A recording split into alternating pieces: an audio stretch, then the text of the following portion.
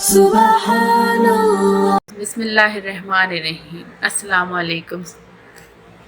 آج میں آپ لوگوں کو کتاب اللہ کے نافرمانوں کا عبرتناک انجام میں ایک موضوع سناؤں گی جس کا نام ہے ابو لہب کے بیٹے کی ذلیل حرکت۔ ابو لہب کے بڑے بیٹے عتبہ نے نہایت ذلیل حرکت کی کہ آپ صلی اللہ علیہ وآلہ وسلم کی بیٹی کو طلاق بھی دی اور نبی کریم صلی اللہ علیہ وآلہ وسلم کی گستاخی بھی کی۔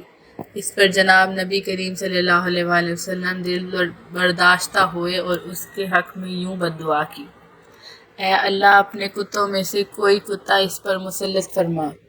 پھر اس کے ساتھ ایسا ہی ہوا۔ یہ ملک شام کے سفر پر جا رہا تھا، شہر بصرہ کے قریب پہنچا۔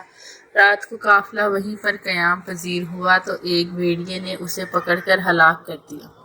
تو گویا یہ بھیڑیا اللہ تعالیٰ نے اس پر مسلط کر دیا۔ جو اللہ تعالیٰ کے مقبول بندوں کی توہین کرتا ہے، اللہ تعالیٰ ضرور اس سے انتقام لیتا ہے۔